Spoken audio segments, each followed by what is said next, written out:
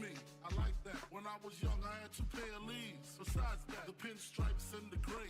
The one I wore on Mondays and Wednesdays. While niggas flirt, I'm throwing tigers on my shirt and alligators. You wanna see the inside? I see you later. Here come the drama. Oh, that's that nigga with the fake. Wow, why you punch me in my face? Stay in your place, play your position. Here come my intuition. Go in this nigga pocket, rob him while his friends watch it, and hoes clock it. Here comes respect. His crew's your crew, or they might be next. Look at they man eye, big man, they never try, so we roll with them. I stole with them. I mean loyalty. Niggas bought me milks at lunch. The milks with chocolate, the cookies, butter crunch, 88.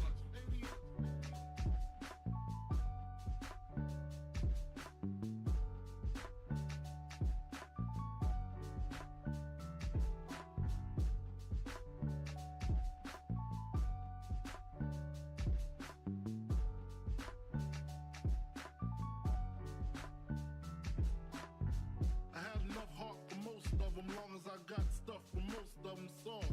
Even when I was wrong, I got my point across. They depicted me the boss. Of course, my orange box cutter make the world go round. Plus I'm fucking bitches ain't my homegirls now. Start stacking, dabbled in crack, gun packing. Nickname Medina, made the scenes, took my Ninas. From gym class to in-glass, pass off for global. The only nigga with a mobile. Can't you see like total? Getting larger in waist and taste. Ain't no telling where this felon is heading. Just in case, keep a shell at the tip of your melon. Clear the space. Your brain was a terrible thing to waste.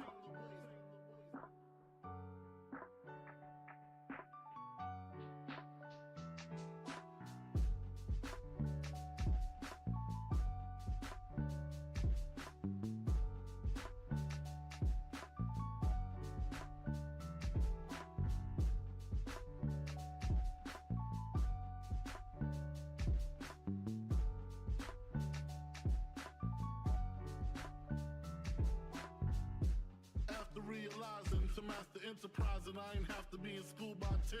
I then began to encounter with my counterparts to how to burn the block apart. Break it down into sections. Drugs by these selections. Some use pipes, others use injections. Syringe sold separately. Frank the deputy, quick to grab my Smith & Wesson like my dick was missing. To protect my position, my corner, my layer. While we out here, say the hustler's prayer. If the game shakes me or breaks me, I hope it makes me a better man. Take a better stand, put money in my mom's hand. Get my daughter this college plan, so she don't need no man. Stay far from timid, only make moves when your heart's in it. And live the phrase, sky's the limit. Motherfucker.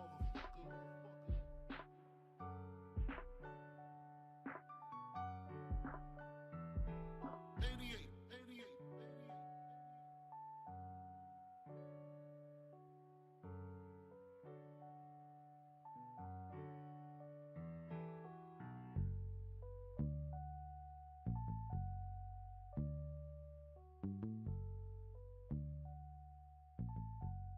And live the phrase, sky's the limit.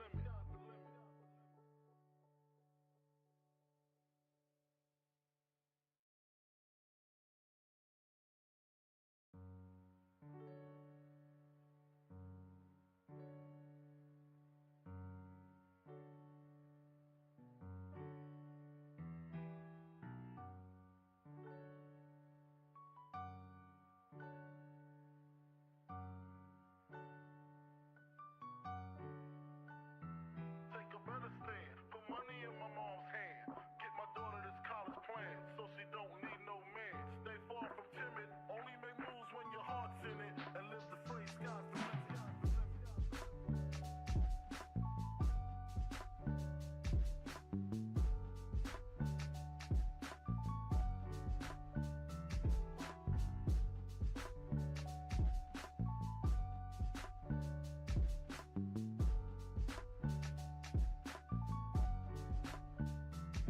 A nigga never been as broke as me.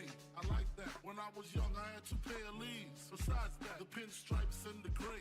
The one I wore on Mondays and Wednesdays. While niggas flirt, I'm throwing tigers on my shirt and alligators. You wanna see the inside? I see you later. Here come the drama. Oh, that's that nigga with the fake. Wow, why you punch me me in my face, stay in your place, play your position, become my intuition. Go in this nigga pocket, rob him while his friends watch it, and hoes clock it. Here comes respect.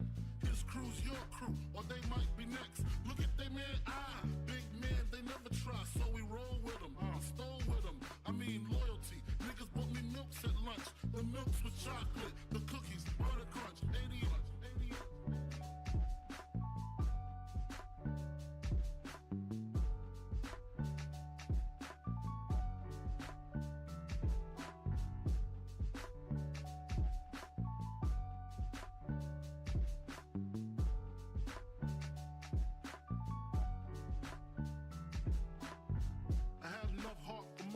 Long as I got stuff for most of them solved. Even when I was wrong, I got my point across. They depicted me the boss. Of course, my orange box cutter make the world go round. Plus I'm fucking bitches ain't my homegirls now. Start stacking, dabbled in crack, gun packing. Nickname Medina, made the scenes, took my Ninas. From gym class to English, pass off for global. The only nigga with a mobile. Can't you see like total? Getting larger in waist and taste. Ain't no telling where this felon is heading. Just in case, keep a shell at the tip of your melon. Clear the space. Your brain was a terrible thing to waste.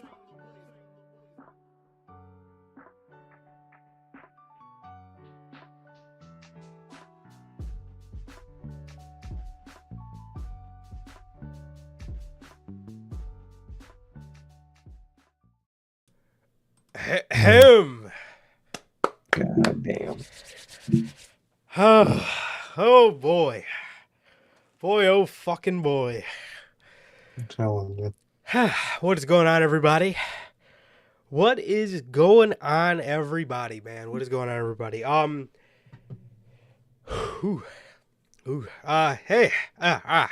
What is going on, man? What is going on? We are back.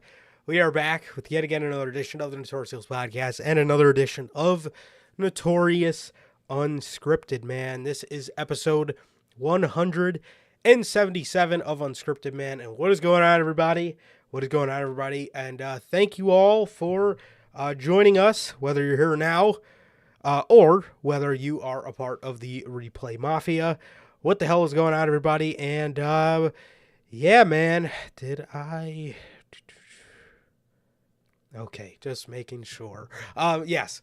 Okay, so yeah, man, what is going on, everybody? And yes, welcome back to another edition of Notorious Unscripted, man. We got a very, very, very, very interesting week of wrestling to talk about with you guys, man. We have the what was the first Dynamite of 2024, which actually ended up being a pretty good episode, man. It ended up being a pretty good episode.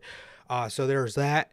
And yeah, and then we got what was a pretty good episode of Monday Night Raw, and then pretty much only two big talking points from SmackDown New Year's Revolution.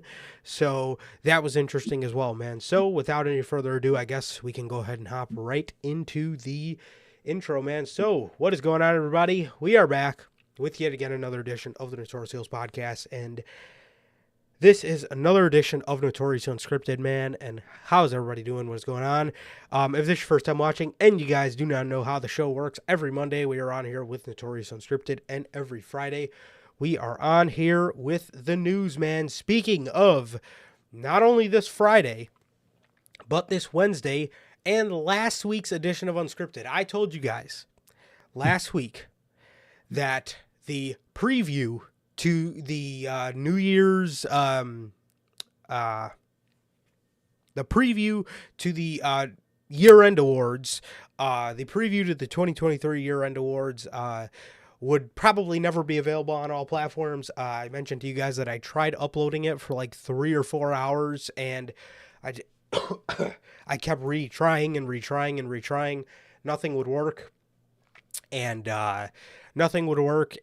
but it finally worked. So if you guys did miss this past Monday's or last Monday's edition of Unscripted, the 2023 year-end awards preview show, if you guys did miss Wednesday's 2023 year-end awards ceremony, and if you guys did miss episode 195 of the news, That is Kevin Dunn announces his departure. Well, WWE announces the departure of Kevin Dunn from the company. Mercedes Moné, Mercedes, Mercedes, Mercedes Moné, likely landing in All Elite Wrestling and the World's End Review. You guys can now watch all of that good stuff from the past week, available for you guys on all platforms. That is Anchor, Spotify, Google Podcasts, Apple Podcasts, and if you want to see it first, join us right here every Friday at 4 p.m. Central with the news, man. Also, if you guys have not got a chance to pick up some of the official Notorious Sales Podcast merchandise, you guys can now find this live on the merch shop. That is bonfire.com. Link is at the top of the description of this very video and in either mine or Sir K's social media pages, man. So you got all 8 of these beautiful designs. You got the Notorious Heels Chicago flag design. You got the Uncrowned Kings of the IWC design. You got the base logo design. You got the Riddler-inspired IWC's Best Kept Secret design. You got the Notorious World Order design. That comes in 3 versions. Chicago flag version, like you see on your screen. The classic black and white and the Wolfpack red. You got the Grand Slam design. You got the Scratch logo and the Only Community That Matters. All 8 of these beautiful designs and more are available for you guys on the merch shop. Again, that is bonfire.com. Link is at the top of the description of this very video, man. Also, if this is your first time watching and you guys do not know who we are here at the Notorious Heels Podcast, I am Johnny Mayhem, one half of the host of this very show. And as for the other half, we got my man Sir K here. How's it going, man? It's fucking going, guys. I'm comfortable telling you guys, your boy, me, might have a hernia. So, dealing with that, dealing with the hospital and stuff like that. But overall, other than that, I'm okay, man. I'm okay. Family's good. I'm doing okay. Other than that, and, scariness around being a hospital and whatnot, I've been doing pretty good, man. Pretty good. Been pretty normal, just waiting for Rumble. And other than that, I'm just waiting for Rumble, man. Waiting to get that fixed and Rumble. So hopefully that's solved by tomorrow, man. Other than that, man, I've been chilling, man. It's been pretty normal, other than that massive, thing. But like Durante always asks, how's life? How's the family? Life's going. It's good though. It's not bad. And the family's good, man. So what about you, Durante? Everybody in the live chat, anybody in the replay? What about you, bro? How are you doing? Well, I'm comfortable telling you guys as well. But if you can't tell by the extremely slow pace that I'm moving at, very eye-opening moment just now. Tried to hit the intro like I normally do at a fast pace, not as fast as Excalibur, but at a fast pace. And oh golly, it took the fucking wind right out of me, man. So I don't know what the fuck is going on with me. I'm probably gonna get all this shit figured out tomorrow, man. But call me an idiot, but I had to wait till we get this episode of Unscripted out. So I'm gonna figure out what the fuck is going on with me tomorrow. Through the weekend, man, I really kind of just thought this stuff. Not through the weekend, through the later half of last week, I kind of thought this stuff was kind of just a cold, but looks to be something more. So yeah, I'm negative. I'm negative for COVID, so that's a good thing. But I don't know what the fuck is going on with me. But yeah, not good, especially not good considering one of my jobs is to talk. So that's not good. That's not good. But the mucus has went down a lot, still here a little bit, but honestly, dude, it's just a lot of breathing, bro. It's just a lot of breathing. I've never had something like this in my life where I fucking constantly feel so winded. So I've been doing breathing treatments, bro, but I'm starting to think that's not enough. So I don't know. We're gonna get me figured out, and hopefully I'm all good to go by Friday for the news. But yeah, I don't know what the fuck is going on with me, bro. But I'm hoping to get it figured out. But what a coincidence, bro! What a coincidence. Me and you both at the same time. The fuck, man. Fuck is this? Seriously, Crazy. it really is, dude. So your boy is down, but he is not out because we are fucking here. So, other than that, I'm doing just swell. I'm doing just swell. I'm enjoying Royal Rumble season. I'm enjoying the build to Royal Rumble. I'm enjoying what they got going on right now on WWE television. I'm enjoying that. And for a fucking change, I'm enjoying what they got going on AEW Dynamite this week. Yeah. This week, not in general. Yeah. This week I enjoyed it. Yes, this week. It looks good for them. It looks good. It looks like they are making moves in certain divisions that moves need to be made in. So that's good. That's good. But yeah, man. So yeah, man, as Durante always asks, I'm good. Family's good. What about you, Durante? Logan, Bell, JT, JB. How the hell are you guys, man? Thank you guys for being here, man. Whether you guys are here right now or whether you guys are a part of the Replay Mafia. So, how the hell are you guys doing? And thank you guys for being here, man. So man, AEW Dynamite. AEW Dynamite, man. Hey, Logan. Aren't you supposed to be our manager?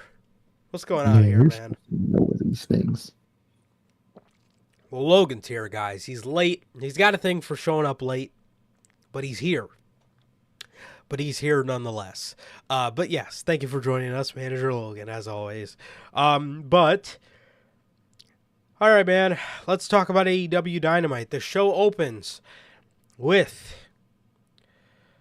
the Undisputed Kingdom. The Undisputed Kingdom.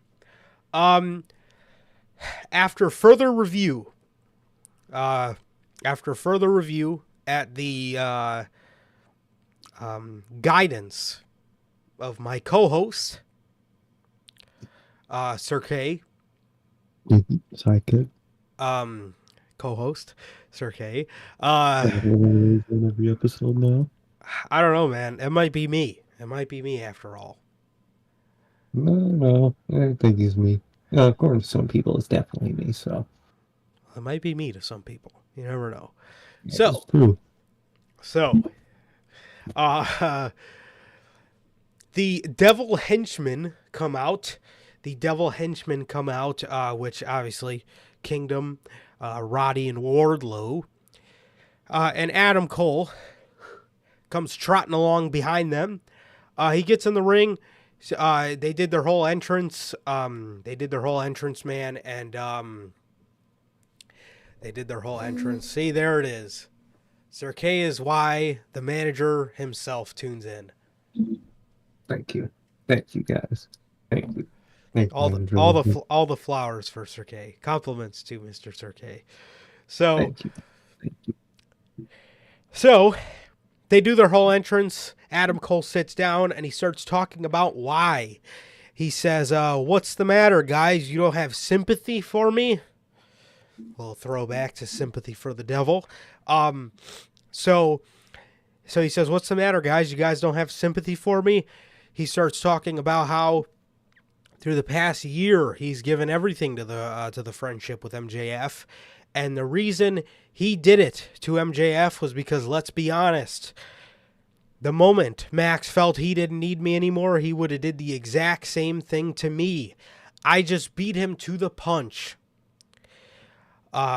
He talked about how he's given everything to his friendship with Max. He even broke his damn ankle for him. And yeah, man, that was a majority of the reason that Adam Cole gave as to why he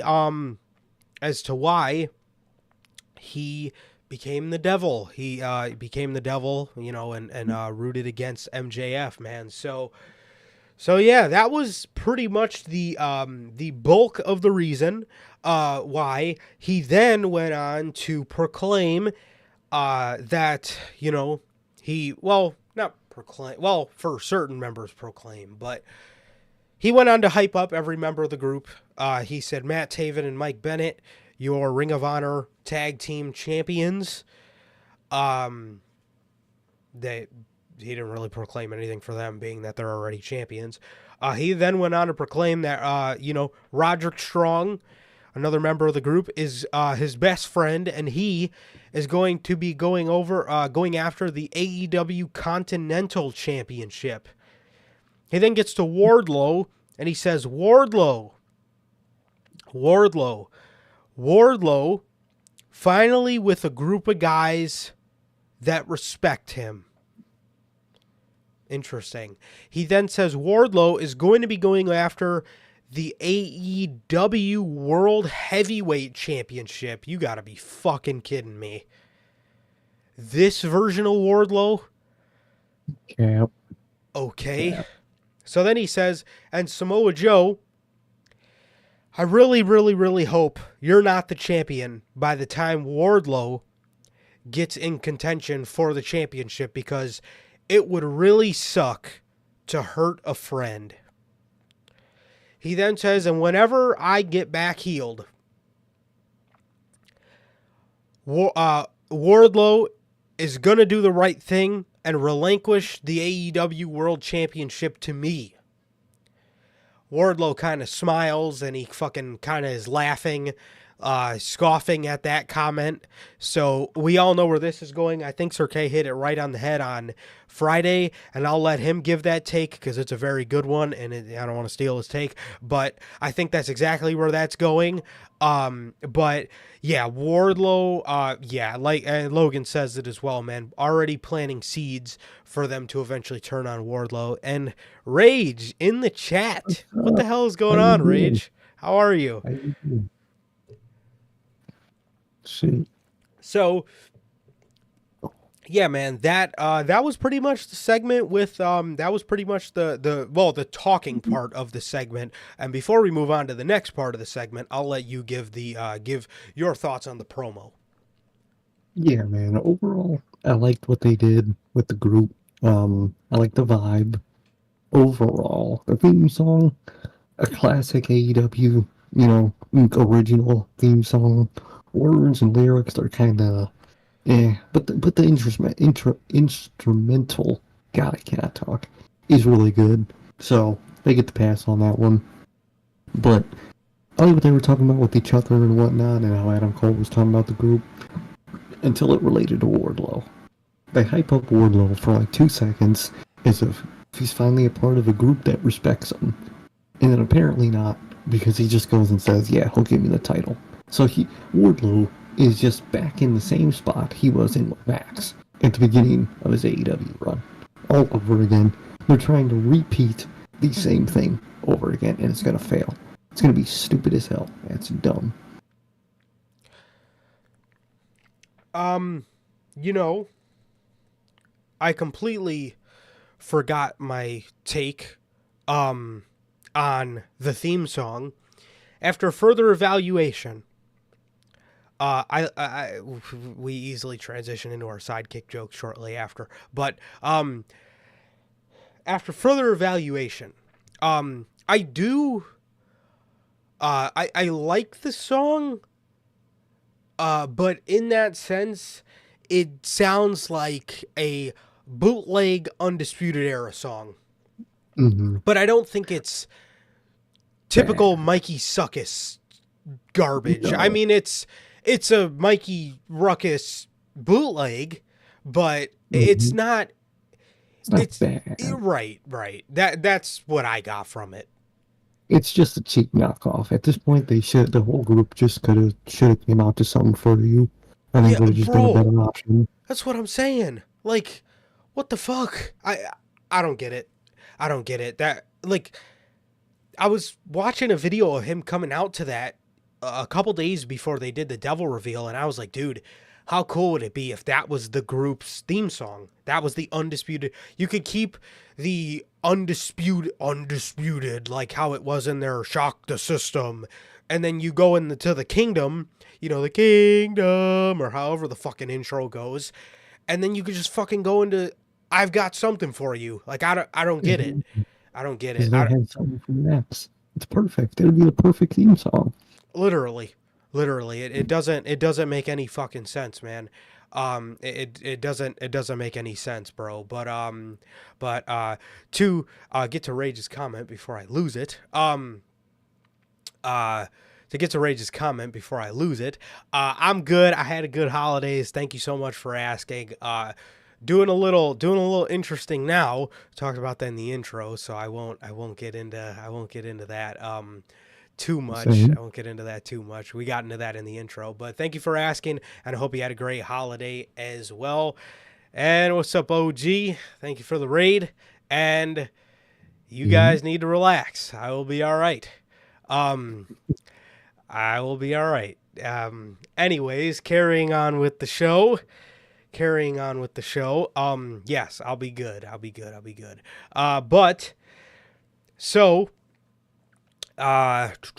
Fucking lost my train of thought. Where was I? Where were we at? Oh, yes. You were giving... Oh, that's what we were talking about. Yeah. So I never thought about it like how you just laid it out for me, but yeah, that makes a lot of sense. They're going to try to do the MJF and fucking Adam Cole, or MJF and Wardlow story with fucking Wardlow and Adam Cole. I did not think about that like that, but that obviously makes a lot of sense. And here's the thing. In wrestling, it's... You can't do it twice. Damn near impossible to catch lightning in a bottle twice. Look at DIY. It's good, but it's not that special. Not as special as it used to be. You know what I mean? And that's a thing that TK does just in general. He'll either turn him heel, or he reverts him back to what made him popular in the first place. And with Wardlow, it's going to be the same old story, and it's not going to work the second time. Yeah, I don't know, dude. I don't know, bro. I don't know. I don't get it. Yeah, that's to me, that's a huge part of the problem with Wardlow, because again, like you were saying, dude, like they try to, and Tony does this, with a lot of people. He tries to catch lightning in a bottle twice, and it never works. But wow, I didn't even think about it like that, dude. But that's interesting to think about. That's definitely got my mind turning, because if I'm Wardlow, why the fuck would you even join this group? Like, first of all, why would you join it? Well, if they led you on or whatever, as soon as Adam Cole said that, I don't understand how he's going to continue to stay in the group without making him look like an idiot. That's the kind of thing that concerns me. Another thing that concerns me, and speaking of typical Wardlow things, so, I don't know, Logan. I don't know what happened in chat. I don't know. So whatever. But typical with Wardlow, but they got this whole thing mapped out for this group, right? It's not going to work on me, because you did this with the firm. You tried to do the thing where you're going to set a mission statement and give everybody a task, and nobody does shit. You know what I mean? Look at what had happened with the firm. The fucking Ethan Page was supposed to go after the All-Atlantic title. That never fucking happened. The Guns were supposed to go after the tag titles. That happened, but they weren't in the fucking firm when it happened. You know what I mean? I don't even remember what Big Bill's task was. Lee Moriarty, don't even remember what his task was either. You know what I mean? So the storyline with the Devil is hot right now. But where are we going to be? Especially if MJF goes with the option of surgery. Where the fuck are we going to be in 5, 6, 7, 8 months? it's going to be dead in the water. Like Wardlow's fucking, the story of fucking Wardlow's career. It's going to be dead in the water. You know, like I said, the story of Wardlow's AEW run, fucking everything the guy does, you know, when the time is right to do something with him, when the time is right, he's dead in the water by then. So like, you know, and wow, I really didn't even, I didn't even think of, I figured, you know, like you were saying, he was kind of just going to be a stand-in for Kyle O'Reilly, but I didn't even think of the whole repeat MJF story until you said that. So that's something that is another thing that is concerning now that you said that. But my biggest concern here, man, is keeping this relevant, and I don't think Tony Khan's going to be able to do it. No, exactly. The group itself, it really won't stay relevant. Adam Cole himself will probably stay relevant, but not the group itself. Yeah, because with Max gone, what's going to keep him? What's the beef? Yeah. What? Like, plus those two are already tag champs. What are they going to be working for? Nothing. It's pointless for the rest of the group, to be honest, already. I don't know, man.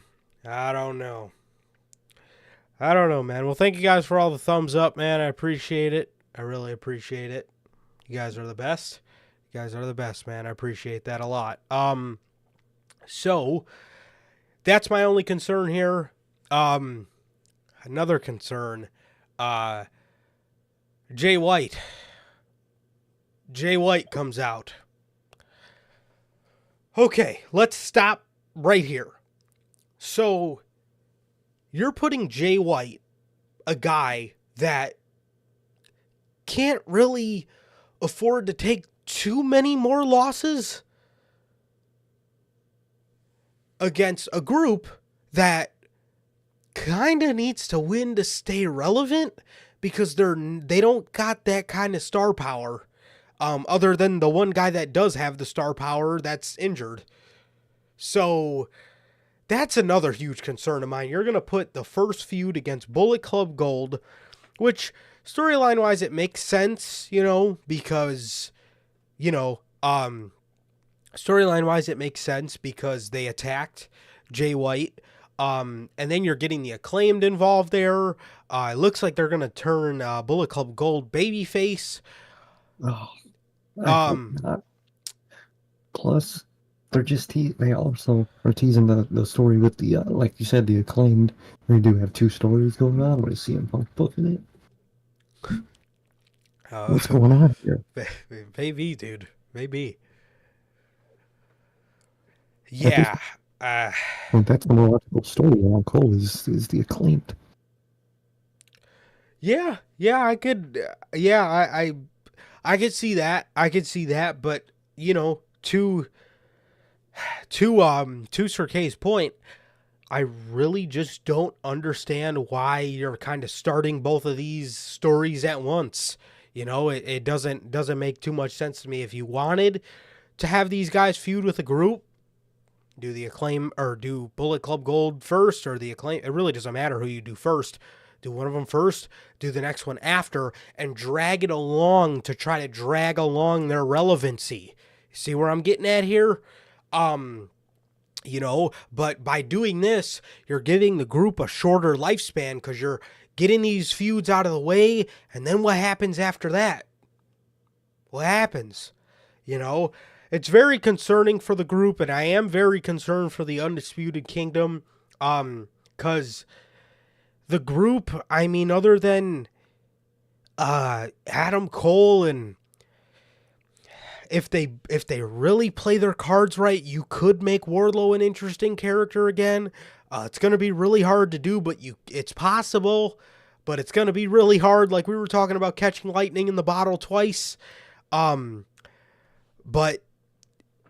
other than that, dude, I mean, the group doesn't really have much in it, to be honest. Really. And Cole's really the only heavy hitter with, Wardlow could have been a heavy hitter. He's not anymore. And Roddy has a ceiling. He's good. I think he'll be the other, most successful part of that group, but he has a ceiling. Yes. But Mac Taven and Mike Bennett, They don't not do it. it for me. No, they never have. They probably never will. I don't connect at all with their characters. I don't even know who they are. I know one of the guys from WWE, and I know the other guy because he fucking won a main event that I wanted Marty Scurll to win fucking 5 years ago. That's the only reason I know Matt Taven. That's really all I don't know them. Who are they? You know what I mean? They're Adam Cole's old buddies. Okay, that's not good enough. What the fuck? Like, with the Undisputed Era, bro, I mean, they gave you backstory. They gave you story of Adam Cole and Kyle O'Reilly training together when they were young. They gave you stories about fucking Adam Cole facing Red Dragon on the Indies and how they hated each other and how they all, became friends, and how they gave you story. These are my boys, and this is why these are my boys. Here in AEW, we just get, these are my best friends, and the fucking audience is left to fucking figure the shit out for themselves. You know what I mean? That's honestly what I hate about this. And another thing, stop trying to give me fucking groups that aren't the Undisputed Era. You've tried so many Undisputed variants. Dude, again, talk about catching lightning in the bottle. This is like their 4th time trying to catch the NXT lightning in the bottle, and they have yet to even come close to it. The Undisputed Elite was trash. The fucking Undisputed fucking, wasn't there another version of them? I don't think so. I think it's just the... Okay. So, the Undisputed Kingdom fucking sucked. All these 2 variants they tried of this Undisputed group, they suck. They fucking suck. Just call Bobby Fish and do the Undisputed. It's not that difficult. Seriously, be professional. Fucking sign Bobby Fish. Who gives a shit if he goes to war for Triple H or not? Who gives a fuck? You signed William Regal. William Regal's one of Triple H's was on his team. Exactly. And I don't care who goes to war for anybody. Who's making money at the moment? It would be Bobby Fish, a part of that group. So that's who you go with. Seriously. And fucking, so what? He wanted to fucking go back to WWE. And so what if he even tried to persuade people to go back to fucking WWE? All they have to do is say no. It's not like he rounded up the troops and they were about to fucking walk out of the door. Have a conversation with him, sit down with him, and make some fucking money. And if your product was that consistently good still, people wouldn't even think twice about leaving. They would just be like, no, I'm good, I'm staying. Like, this is only a problem if you make it a problem. And you made it a problem. That's why it was a problem. That's why people are leaving. Yep.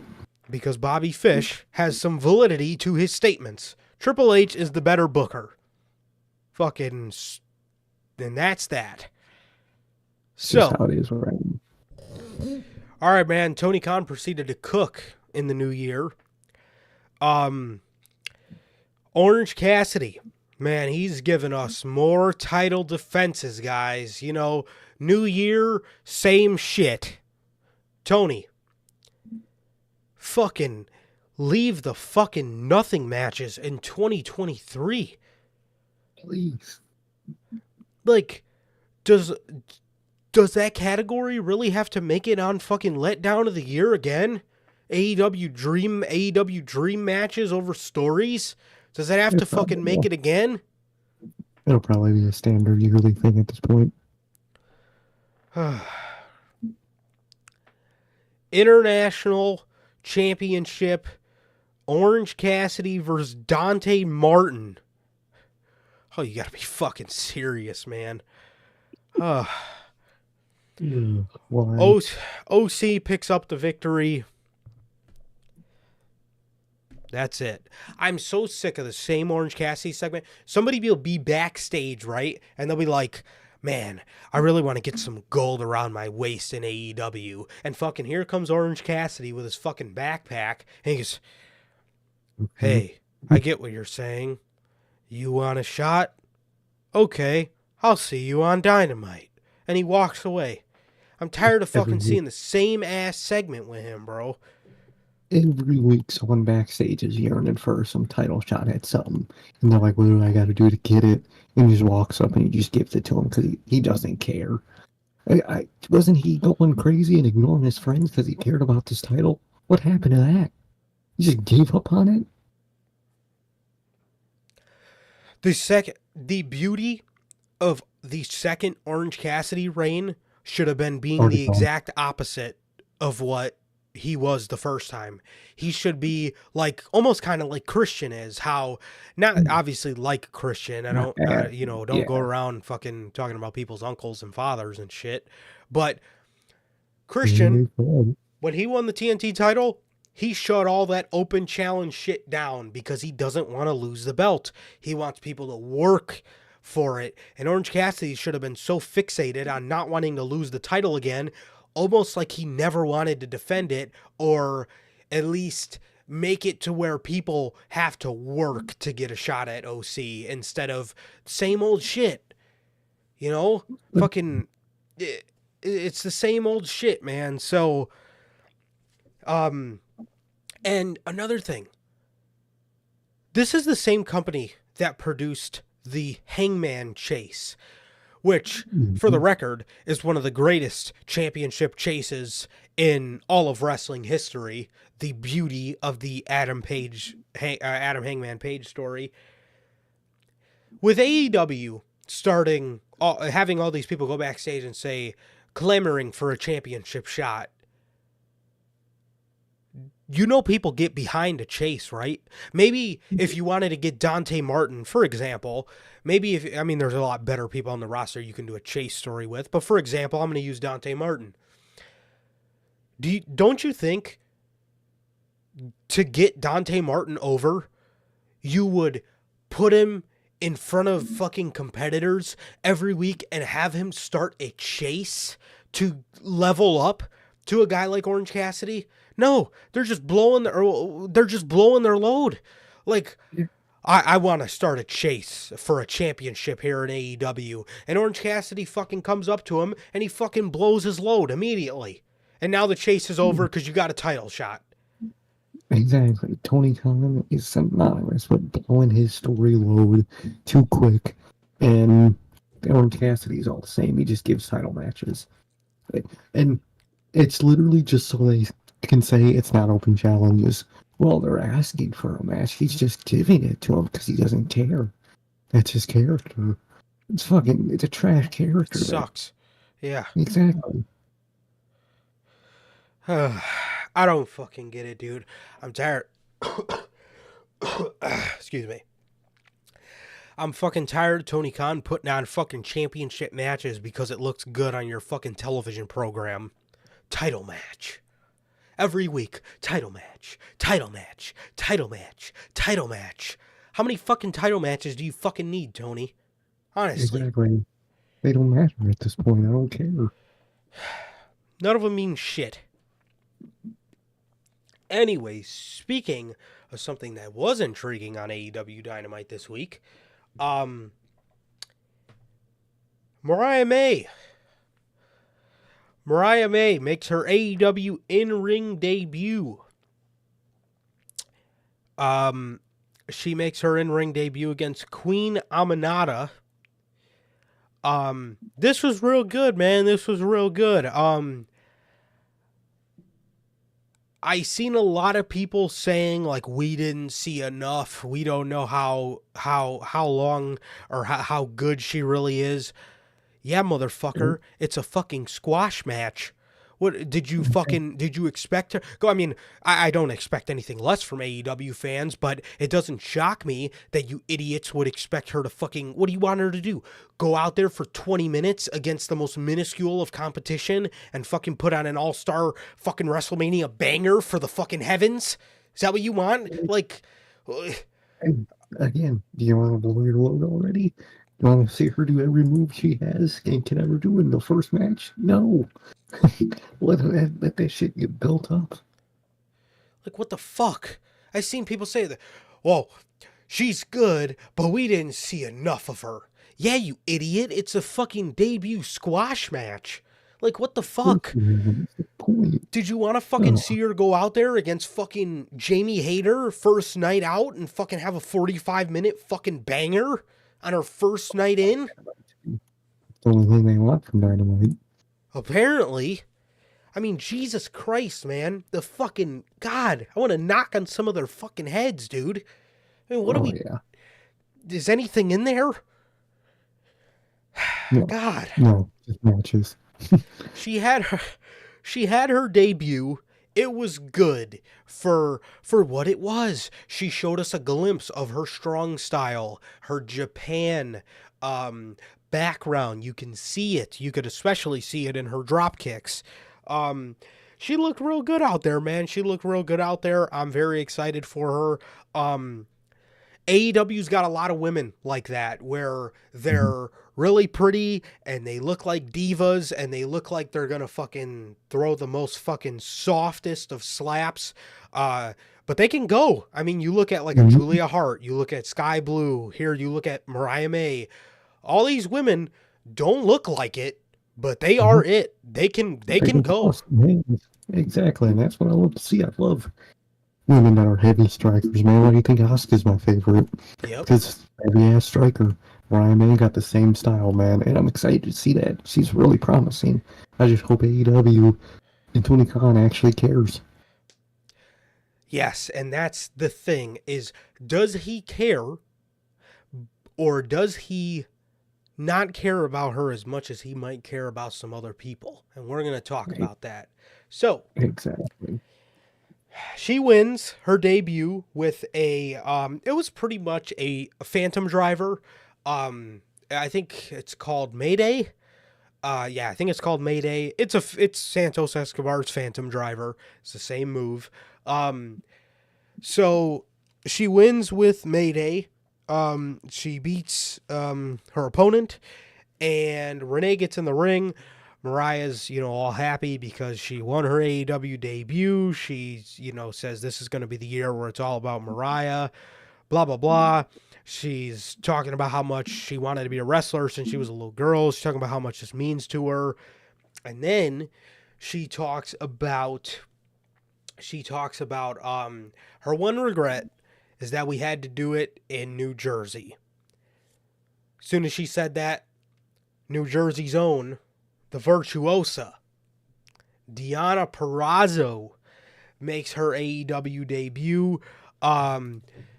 She told Mariah to tell Mrs. Storm she can do all the running that she wants, but eventually she will find her.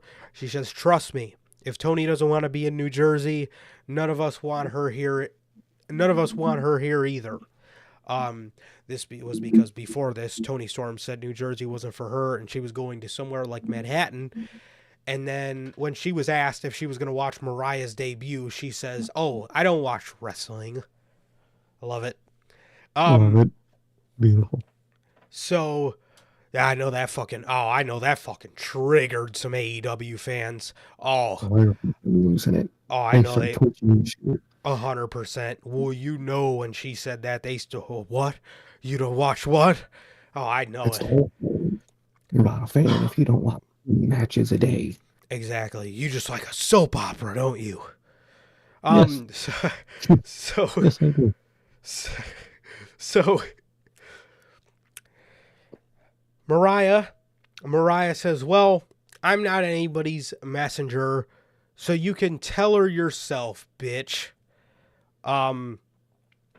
Mariah's awesome. I'm loving Mariah May so far. She can go. She's pretty good on the mic. I hear a lot of people saying that she's AEW's version. Not that she's better or worse. I'm not saying one's better than the other, but I hear a lot of people saying that she's better or that she's AEW's version of Tiffany Stratton, and I like that comparison. I think Tiffany's great. I trigger the AEW fans too. It did. I seen it. Oh yeah. Oh yeah, you And know that's it. for years where it matters, and how you Yeah. dare compare it. Classic AEW fans. Yeah. Not saying one's better than the other because No, they're very similar. yeah, exactly. But let's come to the realization, all elite wrestling elitists, Tiffany Stratton is fucking fantastic, and so is Mariah Yeah. May. I'm loving what I see so far. Deonna Purrazzo then smacked Mariah May back after she slapped her, gave her a big boot, and that was that. That was the debut for the virtuosa Deonna Purrazzo in AEW. She did declare that she is all elite, and listen, with moves like this, I can absolutely see Mercedes Moné landing here. These kind of moves are almost moves that I feel Tony Khan is making because he's trying to build the division. He's making moves to make this look enticing for Mercedes. Definitely. I hope so. So their women's division doesn't look like a fucking joke. Which, after the signing of Deonna Purrazzo, dude, you add Mercedes to that list, bro. I said it on Friday, dude, but you could be, if they want it to be, you could be looking at a renaissance for this women's division. You could be. Exactly. You could. This could be your chance to fix this shit, man. You had your chance back when Soraya joined. You fucked that up. Don't fuck this one up. You have two promising stars that debuted. Use them. Be consistent. Absolutely, man. Absolutely. But yeah, man. Yeah, with moves like this, man, I really feel these are all strategic plays by Tony Khan to entice Mercedes into making that jump. And if so, that's a good call. But I'll tell you what that's the first step, Tony. Signing women. The second step is booking these women and booking this women's division like it is important, like it matters to you, and like it matters in general, and to make your company money. That's what you got to focus on, bro. That's what you got to focus on. But I'll tell you this: what concerns me about Mariah's good. She's great. I'm loving her so far. I'm really scared she's going to drop down the Tony Khan shiny toy totem pole. And that's a definite fear. Easily a definite fear. Because the story, it looks and it makes sense for Mariah to take the title from Toni Storm, right? But is Tony Khan going to mark out and have fucking Mercedes take the title and abandon the story just because she's a bigger name?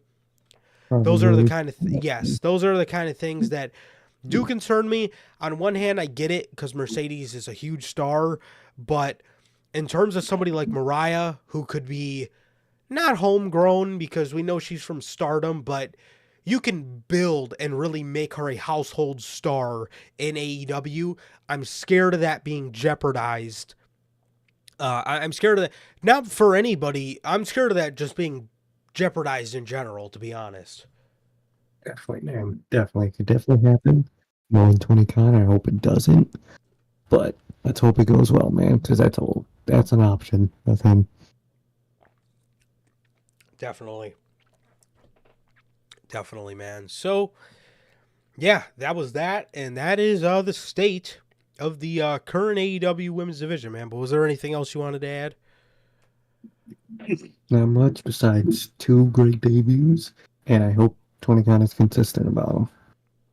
Yeah, not that great, apparently. Oh, one of them wasn't that great. We didn't see much from her, apparently.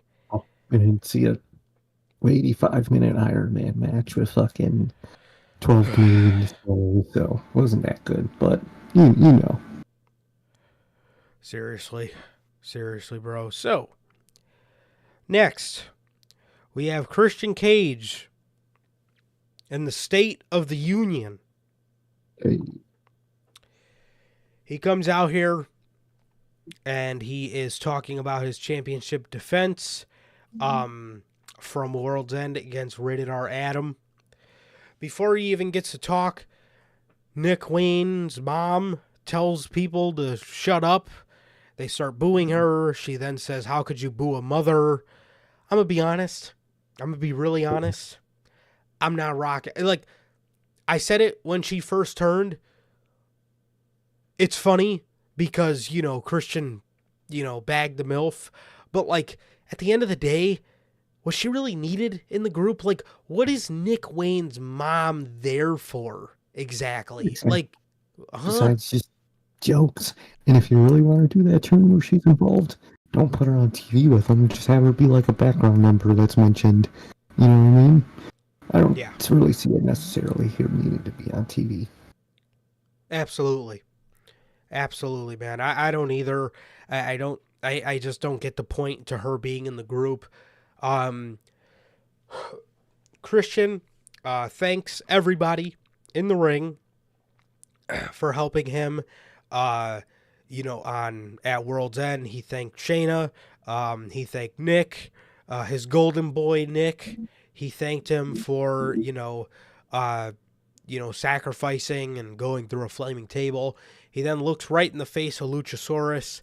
He then says, "And I want to thank the most important person who put this whole thing together, the most important person who I would not be standing here as TNT champion without the help of.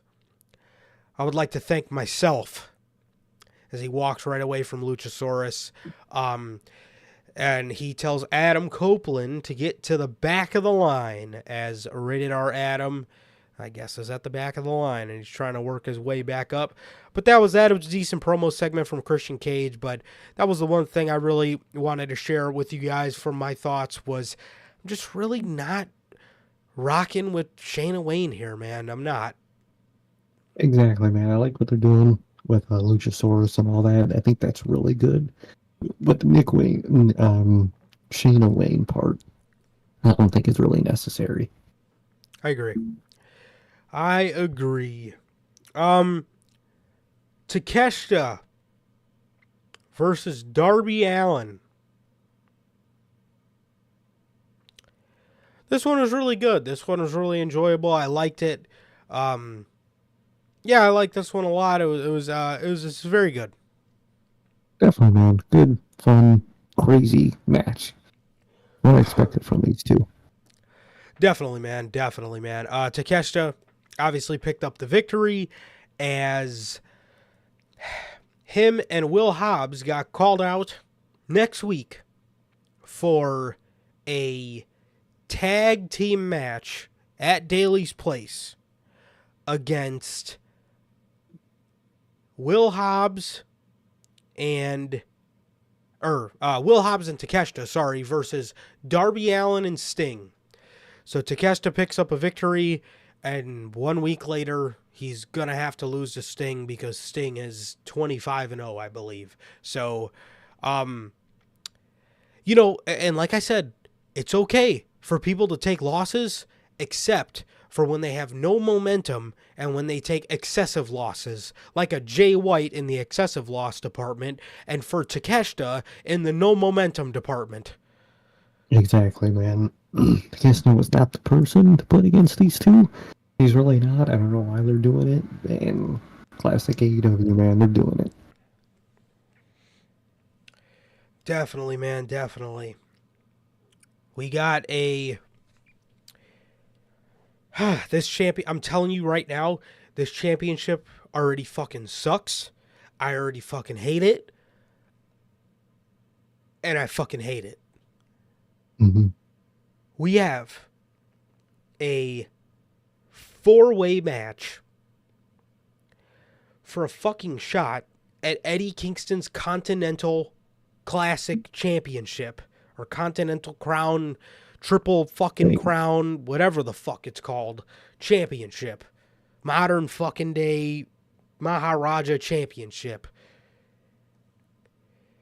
Brian Cage, let me know. Eddie Kingston just fucking went through a whole G1 tournament to, oh my God, he went through a whole fucking G1 style tournament to win this championship. And these are the 4 guys that get a fucking title opportunity. Brian Cage, Trent Beretta, Vikingo, and fucking Brian Keith. Dude, I know they're gonna sign Brian Keith. I know Tony is. He's gonna listen to Twitter and sign this rando. Oh, dude. It's gonna end up doing nothing, ever. Yeah, like I fucking said a couple weeks ago. Everybody, oh, hit the graphic, Tony. No, bitch, don't hit the fucking graphic. How about that? How about hit the fucking graphic on somebody who's actually fucking good? How about that? I mean, what the fuck? How about hit the graphic on fucking Nick Nemeth? How about that, you jackass? I mean, seriously. That fucking graphic. I don't care about Brian Keith. He's just a random ROH nobody. And that's what I was saying too. That's exactly what I said. If people think he's so great, good. Fucking sign him to Ring of Honor. Yeah, go watch ROH. Go watch TNA. I don't give a fuck. Like, God, I don't get that shit, dude. And literally any indie talent that they put on Dynamite or Collision, hit the graphic, Tony. No. How about you fucking get Chris Hero, motherfucker? He's back there. I know he's back there. How about you get Nick Nemeth? How about you get people that actually have a fucking connection with the audience? How about that? Exactly. None of these people do, and you just want to sign them because they have a good match. Guess what? You have a good story, you're going to have a good match. Come on, it's AEW. Oh my God. I could probably go out there and fucking... How I am now, could barely fucking breathe. I could probably go out there, have the most fucking winded fucking 2023 Jeff Hardy style match imaginable, and fucking, they would probably be like, hit the graphic for Johnny, hit the graphic. No, motherfucker, don't hit the graphic. Like, bro. Like, bro. Oh my God. I hate it. I fucking hate it. And the thing is, no disrespect to Brian Keith, I swear to God, I watch this guy, and I don't know what the fuck you guys are talking about. This guy's special. I swear to God, and I don't mean to be disrespectful to bro, but I swear to fucking God, I don't see it. I swear to you, I don't get the appeal. He comes out to some licensed theme song. I think that's the whole reason why, to be honest. And he's dressed like a cowboy because he's the bounty hunter, Brian Keith. He loves money. You know how much I love people. I love money. Yeah, those are your favorite kind of characters. Fucking hate them. So, back to my fucking whole argument. 2 guys aren't even fucking contractually signed to AEW. Even though people want Tony to hit the graphic. Trent Beretta, who's done, in the past 6 months? Come again? Worst part is, I even hear from AEW fans on Twitter that Chuck Taylor's a better singles guy than fucking Trent. Too bad he's injured. At least have his ass. Ooh, I don't know about that. I mean, that's a classic AEW fan take. Honestly, I don't really pay attention to both of them, but what I've seen, personally, I think Trent's better. Chuck Taylor's... I think they're one of the worst tag teams in AEW, and I think individually they're one of the worst acts in AEW. Anyways, just fucking brutal. Yeah, they're absolutely god-awful. I don't know about that. Maybe I have to pay more attention to the 2 of them, but I'll tell you what. Trent has done fuck all in AEW. They're almost useless people. Just like Trent. What the fuck has Brian Cage done?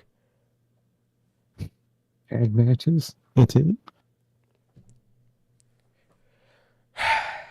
I don't fucking get it, man. And fucking lo and behold, they go with the fucking worst option you could possibly fucking go with. They go with Trent in this match. They go with Trent to challenge Eddie Kingston on Collision, and then you wonder why the show's dead ever since the exodus of Chicagoville. You got people like Trent Beretta being singles talent when you have fucking Malachi Black who hasn't had a singles match yet. Seriously, bro.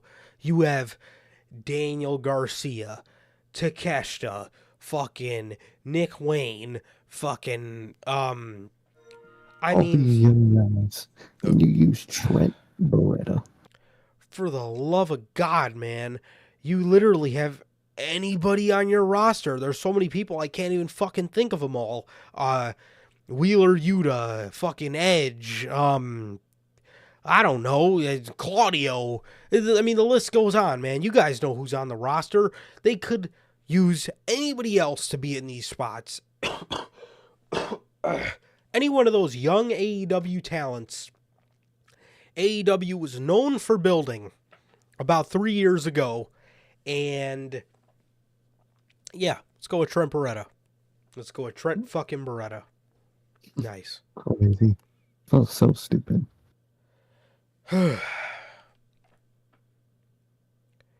So, we don't get to see Samoa Joe. We get a video package from Samoa Joe. Nice.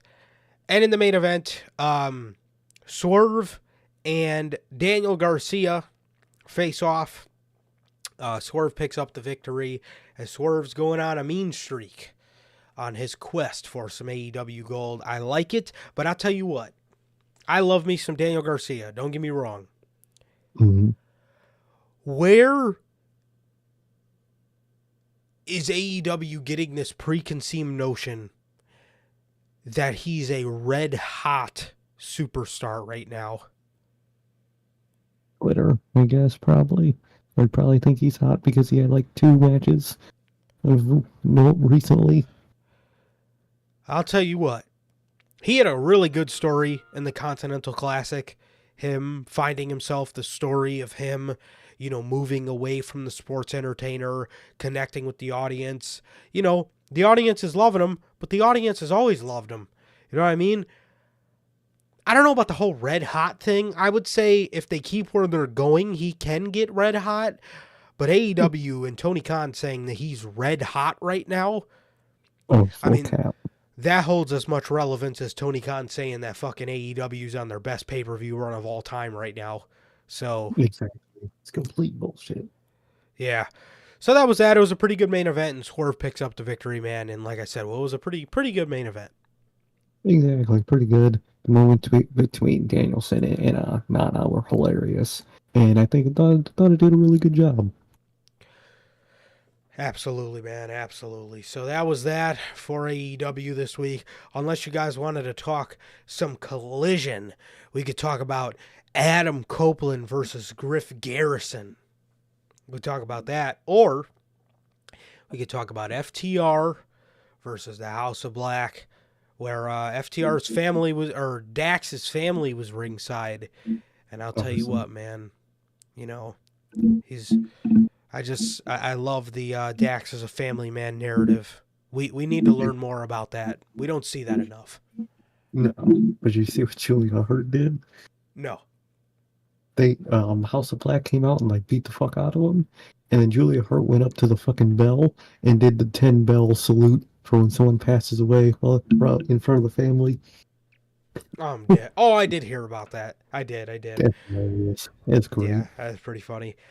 So, just a few things from SmackDown to note. Roman Reigns, immediately when he pulled up to the arena, was asked, how do you respond to The Rock's comments from day one? He laughed and walked away. Love it. I'll tell you what, man. Sir K, how you feeling, man? How you feeling? There's a lot going on right now in terms of this Rock and Cody Rhodes, the two fan bases beefing. Where are you currently standing at in this situation? The choice is obvious. You do Rock. versus Roman at the Chamber and have Roman just beat him. It's as simple as that, man. Wow. You don't Wow. need no fucking Rock So run with nothing. so how are you going to respond to the people that say, "Well, Sir K, you can't put this match on at 5:30 a.m. No one's going to watch." The rest of the whole world's gonna watch. It's really only America that's gonna be 5 a.m. at that time. Most of the rest of the world, well, that's like normal pay-per-view time, so they'll actually probably get insane international numbers for that show. That's a great point. That's a great point. Plus, And in a 70,000 seat arena for Chamber, they only sold like 40,000. You know who would sell a lot of tickets for an arena like that? The Rock. So maybe instead of putting them at a sold out WrestleMania, you try to sell some tickets at Elimination Chamber. Makes all the sense in the world, business and creative wise, but at the same time. absolutely, I don't man, know. absolutely. But to some people that doesn't make sense. To some people that they can't get that through their fucking skull. Dude, look. I don't know if you and I are doing Chamber together this year in person, but I know I'll probably be going to get me some fucking McDonald's breakfast before I watch me some Elimination Chamber. We won't be live directly after the show because most of our core audience will be sleeping, either that or just waking up. So we'll probably do it normal time around like 3 or 4 or whatever. We'll figure that out. But When is Chamber? What's the date? let's see. 2024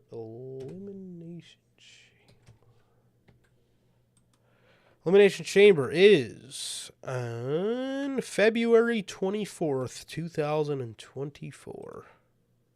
February 24? Oh, damn, they didn't make that date yet. Cool. I'm going to request it. I'm interested in what we get. Me too. So, yeah, I'm very excited. I love doing wrestling shows at like wacky times. I really do. Like, oddly enough, that's like one of my favorite that's one of my favorite things about like international shows, like switching it up a little bit, bro. Like, we get shows at night, we get our normal shows at night time, like Rumble, Mania. But dude, you asked me to fucking wake up at fucking 5:30 in the morning to fucking watch Elimination Chamber. That's right up my alley. I love doing like fucking like Wrestle Kingdom all nighter. I love doing shit. I don't know why, but I love like, because we always get like pizza, during the show.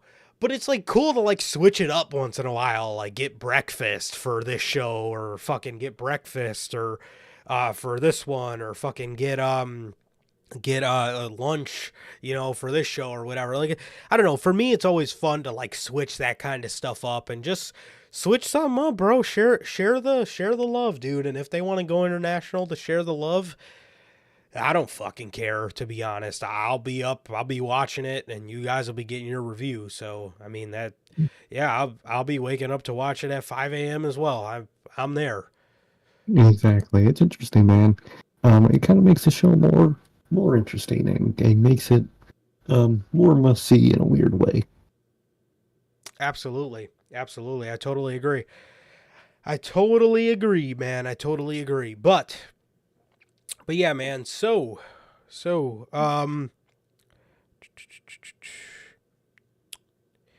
yeah. So that's our to give my quick take on the Rock and Roman situation. To give our quick take, it all depends on what time the show ends. I think as we get closer to the date, we'll nail you guys down a time on when we'll be live. I just want to make sure most of our American audience is awake. That's that's all I'm kind of concerned about. So, I get you. but yeah. So, I mean, hey, even if most of our American audience isn't, I know Belle will probably be awake. So, So shout out to Bill. But yeah, I don't understand the the argument of Rock needs to be at Mania is just fans being pissy, to be honest. It's like last year we were that same way with Sammy, but Rock fans are saying, well, just do The Rock on night 1 and then do Cody on night 2. Here's the thing about last year.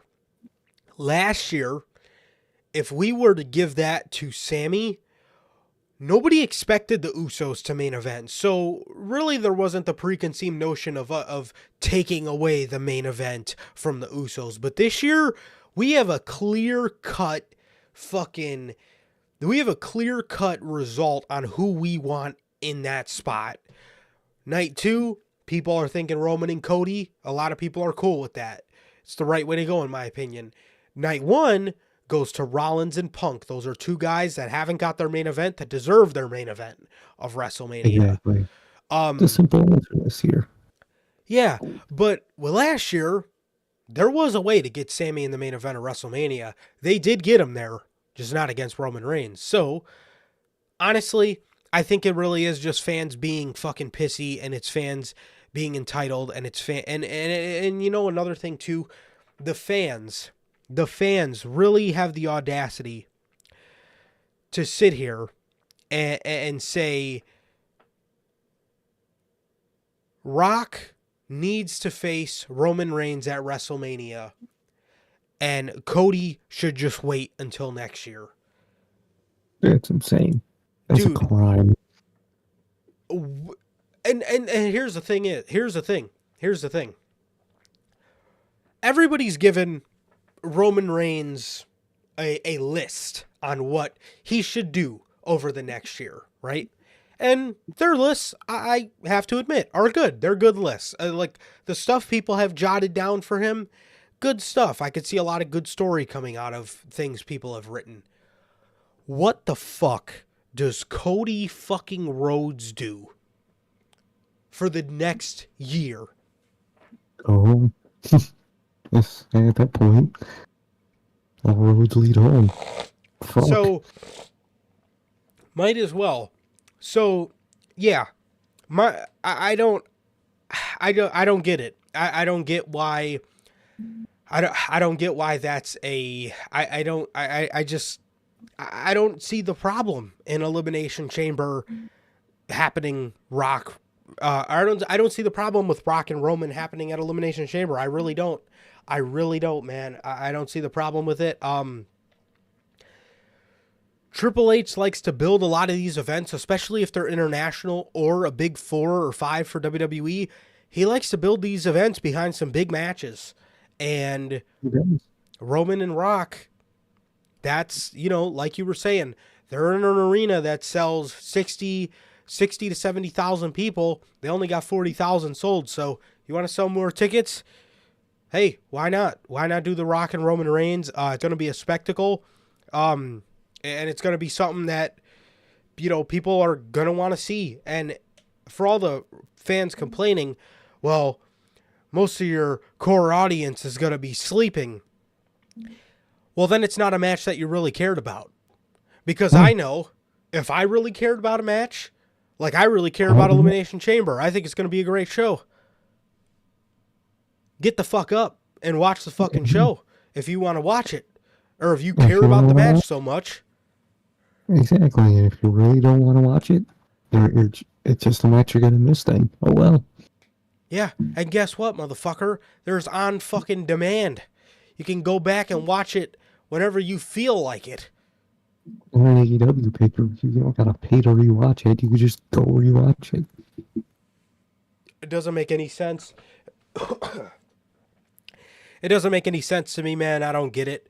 But yeah, man, I'm not understanding the argument here. It's honestly just, yeah, it's honestly in all totality, I think just fans being pissy and fans acting entitled because it's not exactly what they want to get, when the right thing to do is Cody Rhodes at WrestleMania, man. There's no way you had this guy fucking sit around for a year and do close to nothing just to not even get the fucking match at WrestleMania 40. And look, Literally. I've even been on record as saying before, if Roman Reigns carries the championship, like, don't get me wrong, I get people's argument. We're probably never going to get this close to beating Hogan's reign ever again. So, like, for the people saying that, I see where you're coming from. Is it the right thing to do? I don't think so. No, I don't think so. Think it is. But if that's something that fell on your lap, then hey, that's something that fell on your lap. But if you have control over that, I don't know, man. That's just not something. Not something that needs to be done, I don't think. And for the idiots saying, well, we could still get Roman and Rock at WrestleMania, have Roman drop the title to Randy at Rumble without getting pinned and go on and lose it to Cody. It was the dumbest thing ever. They'll fucking no-sell this entire reign. So you mean to fucking tell me, you mean to tell me you wanted to do all this shit, all 1,200 whatever the fuck days to this title reign, to have this man Roman Reigns not get pinned to lose the championships, and to lose it and not get pinned, and also to not lose it at WrestleMania?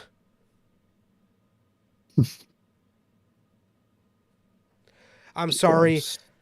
I don't give a fuck what anybody says. That title reign ends nowhere except for WrestleMania. That's the only place that title reign ends. Only. It'll only matter there. If we don't do it there, we'll wasted our whole time. Yeah, and that's another point, too. The guy Roman drops the championship to is a fucking guy that's been in WWE for 22 years and has a made and stamped out legacy and Hall of Fame, first ballot Hall of Famer fucking 10 times over. That guy? No. Not at all. Give it to Cody Rhodes. Cody's a fucking megastar. Cody's a megastar in the making. He's never won a world championship in WWE. That'll be his first world championship. That'll be huge. That'll be huge for Cody Rhodes, man. That'll be huge for Cody Rhodes. Which is another reason I thought it would have been huge for Sami Zayn. That's another guy who's never won a world championship. You know, you get my drift here. Cody Rhodes is the way to go. WrestleMania 40, Roman and Rock Elimination Chamber 2024. That's the way I see it, man. The only other interesting thing that happened on SmackDown was Karrion Kross and AOP debuted as a group and attacked Lashley and the Street Profits. I will say, man, I did not know that it has been 5 years since AOP were seen in WWE. Hey, really? Yep. Fuck. That's crazy. That's crazy as hell. Yeah, man. Absolutely. So, yeah, they had a good showing, man. They had a good showing. We got the reveal of Paul Ellering standing up on the ramp with Cross and Scarlett, and then the AOP, Akam and Razor, came in from behind and took out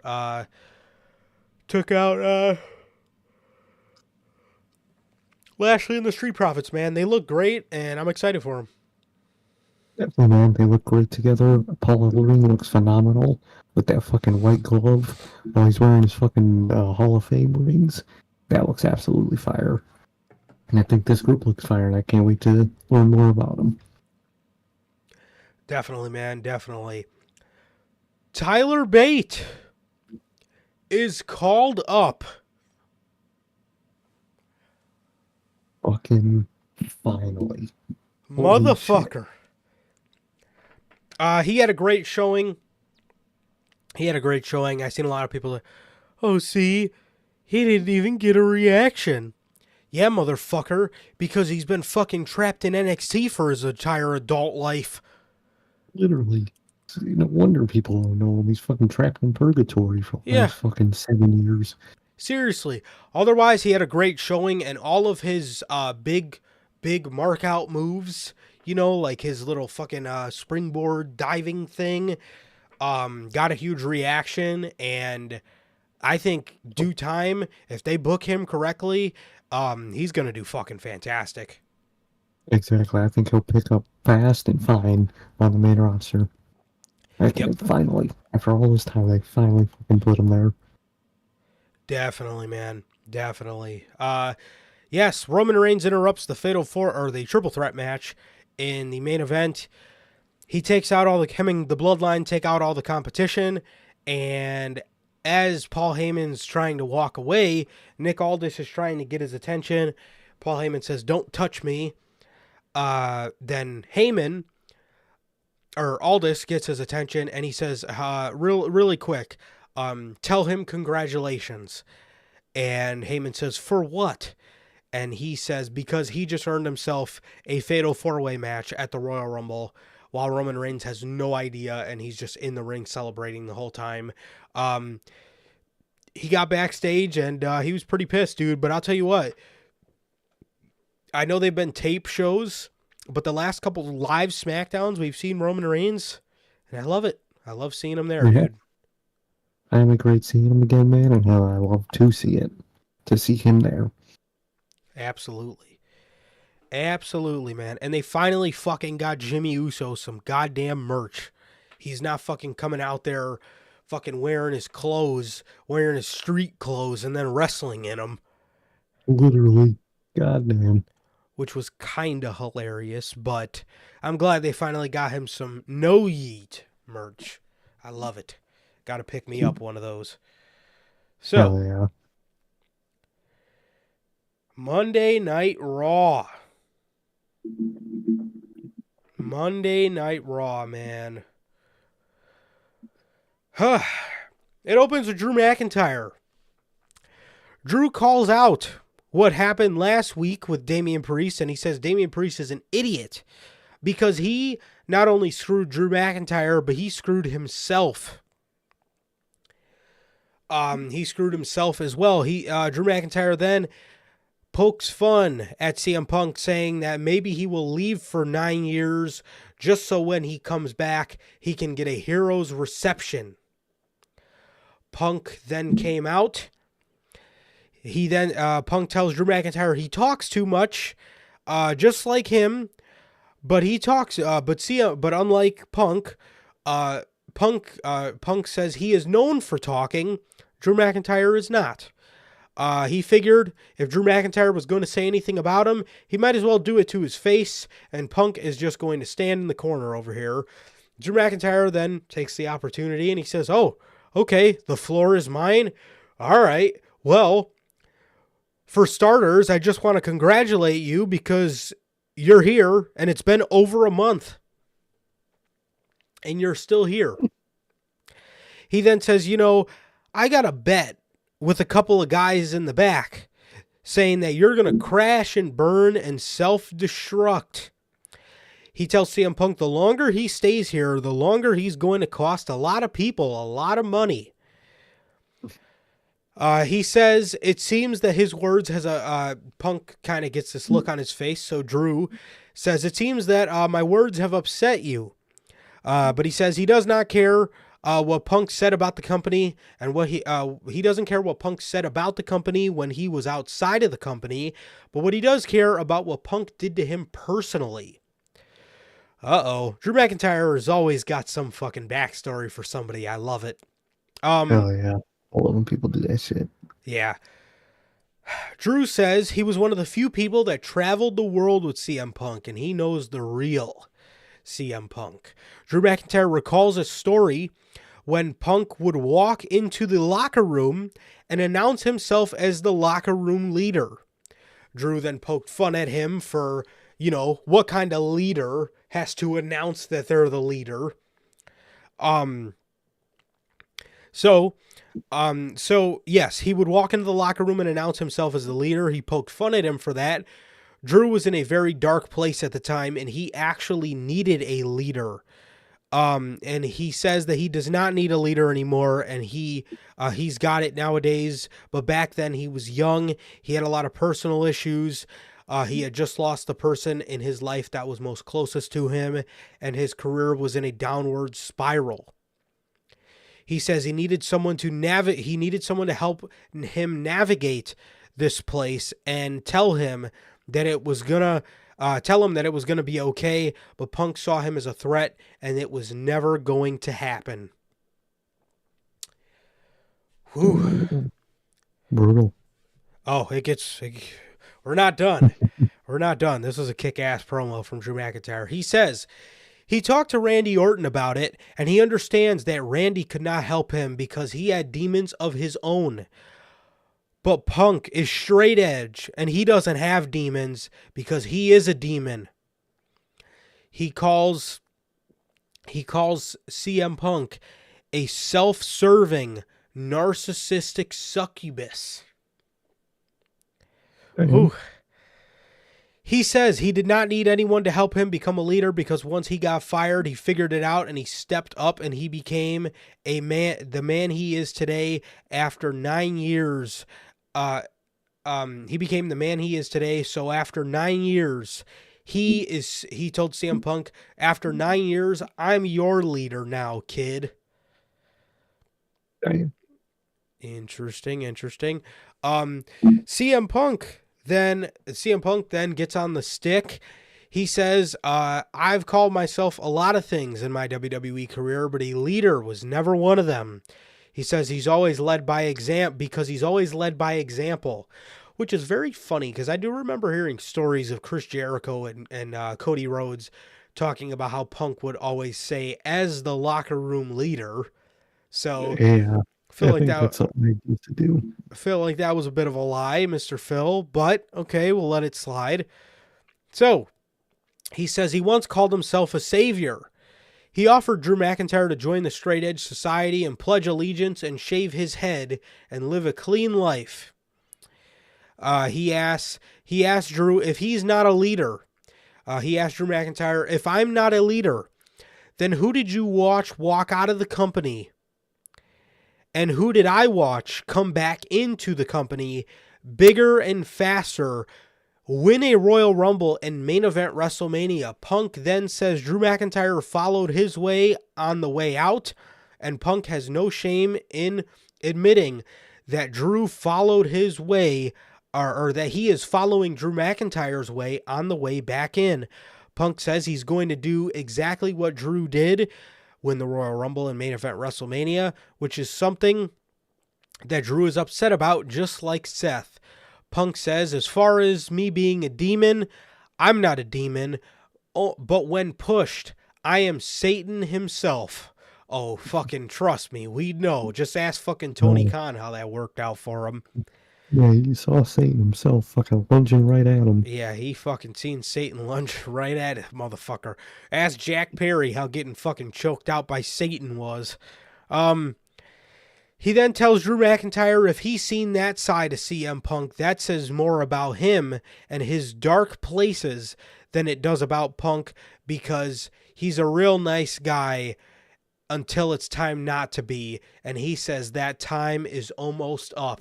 Oh, here we fucking go. Oh, God. Yeah, oh, God.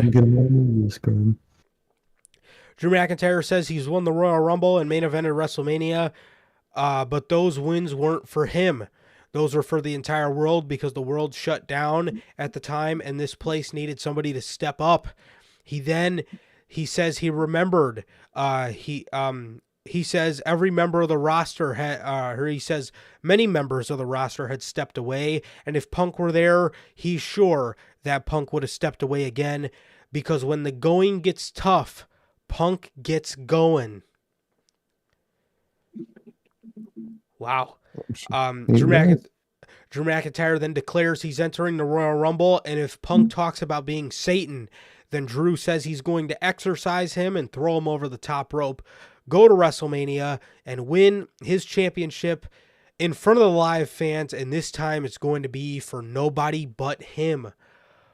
Punk then says it's getting spicy in here, so he's going to lead by example and walk away before he knocks Drew's teeth down his throat.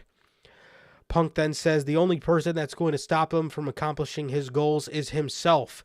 He tells Drew, leader to leader in the Royal Rumble, he's going to throw him out last. Damn. Love to see it, man. I think they both did. Mm-hmm. Oh, what were you saying? Oh, I also forgot to mention, real quick before you give your thoughts, Drew did throw a jab in here about, he threw another jab in here to CM Punk about, maybe I'll leave for 9 years too. So he threw 2 jabs like that in there. I forgot to mention that one. Hell yeah, man. I mean, I love what they got going here. I love the character work between these two. I love the jabs that both of them threw at each other. I love how both of them talked about their past together, their past separate, and how it mirrors each other. I think it's a really cool dynamic that I never thought about when Punk came back, and I love to see it. And I love that Punk's mentioning that he's taking his footsteps and going to the Royal Rumble. I like that a lot, man. Only thing I didn't like, and the WWE just does it in general, and I don't like that they do that. I hate when people declare themselves for the Rumble. Rumble's supposed to be like a draw in terms of, even if you want to get in the Royal Rumble, if you just don't get drawn for the Rumble, you're not in the Rumble. I don't think it's something you could just declare yourself into. I never like that. But for here, it makes sense for these two to do it. So overall, I love what they did between each other, man. I think it's great, and I can't wait to see where they both go this Mania season. But don't love when people do that, man. Yeah, I get that. I get that for sure. Personally, you can talk about being in the Rumble, but I don't think you should just be like, yeah, okay, I'm in the Rumble, guys. That's the thing that kills that I don't like. That's true. I would like if they did some sort of like qualifying matches for it, or like in the case of CM Punk, you could have had him say, in order for me to sign this Raw contract, I want you to give me a guaranteed spot in the Royal Rumble. Exactly. But for people that are already on the roster, I would like some qualifying matches maybe, but then that does kind of slight the other people in case you did want to put them in there. But personally, it's not really something that bothers me too much, but I just, I'll tell you what, WWE was doing it for a couple years and I couldn't stand it. When they were having people fight for the 30 spot. Oh man, that's stupid as fuck. That's the stupidest thing they did. But I don't even need qualifying matches. I would think that would be kind of worse. It's luck of the draw. You get in, or imagine Drew's talking all this shit, and he doesn't get luck. He's just not even in the Rumble. He doesn't get chosen for the match, and he's just pissed. I wouldn't want them to do that, but that should be a possibility. That's true. That's true. Yeah, you're right. I'm glad you called me out on the qualifying matches. Yeah, you're right, because then everybody would have to do a qualifying match. Yeah, I'm glad you called me out on that. But, yeah. Oh, fucking please. But, yeah, I mean, declaring isn't something that I'm necessarily against. I don't mind declaring, but I definitely hear what you're saying in terms of, yeah, luck of the draw for sure. But the thing is, about, hey Limey, how's it going? What's up, man? Got people falling for you today? So the thing is, it's not so much that I don't mind qualifying, but one thing declaring, qualifying, yeah. Now when you put it like that, yeah. So declaring, I don't mind. I just wish the number selecting would be luck of the draw, like when they used to fucking do the big lotto ball fucking spin thing. Like that shit's just have them come out, and that's when we see what number they got. Exactly. Like, That's have the whole them, point of the Rumble. right, have them look at their number, have them fucking spin the ball, have them take the fucking number out, have them just kind of give a look and walk away. And some people might be pissed. Some people might be like, okay. Some people might be happy. You know what I mean? I would like, they used to do that, when I was a kid, and that's an aspect I miss so much, the big fucking lotto ball fucking spin Royal Rumble entrant thing. Exactly. I really like it, man. I hope they don't spoil the Royal Rumble, because that's the whole point of the show. Seriously, what used to piss me off was Chamber when they would give the fourth entrance spot away. Like, dude, Oh, these pods should be selected at random. exactly. Did they do that last year? I don't even remember that. I think I remember for a couple people who did it. Yeah, like that kind of stuff's cool. Like, have fun with it. Like, fucking do it, dude. Stuff's great. So, the next match, the first match on the show, Tommaso Ciampa versus Finn Balor. I gave AEW slack, and I'm going to give WWE slack. Why are you giving away matches like this? And it's not as bad as AEW's case, because Tommaso Ciampa really isn't, like, Tommaso Ciampa and Finn Balor aren't really in, like, some main event tier stuff, like a Hangman and a Jay White, or a Swerve and a Bryan Danielson, or a fucking MJF and a Kenny Omega. So I will give them the pass on that, but still, I mean, I get it, and I'm not too upset about it, but this is a match that I feel just could be saved for a way bigger scenario, in my opinion. Definitely. So, I think so. I think it was kind of unnecessary. Definitely. And with that, Ciampa gets a roll-up victory on the tag team champion. I mean, Johnny Gargano did kind of help Ciampa. He swept out Finn's legs, but still, seeing your champions get pinned, not really my MO. That's some Vince shit that we should have absolutely fucking left in 2023. 100%, man. We would not be seeing that. Definitely, man. So that was that. Ludwig beat the ever-living shit out of Kofi Kingston, put him out of commission because of what he did to Giovanni Vinci. Interesting, I guess. I guess. I mean, kind of trying to work with what you have at that point, since he actually is injured. So, making something worth out of it. Right. Wait, who's injured? Which one fucking fell on their head last week, or on Sunday, or not on Sunday? Might want to back them Friday up a little bit. I remember someone did a drop kick and landed. Oh no, you're good. You're good. Someone did a drop kick and landed on their back and head. And Gio. It was Giovanni. Yeah. So, way to make something out of the man getting injured. Yeah. That's I get that. Man.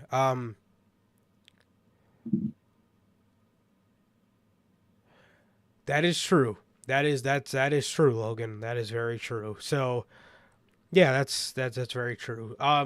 Yeah, so he puts Kofi Kingston out of commission, I guess. He kicked his head into the steps, so I'm assuming Kofi's going to be hurt.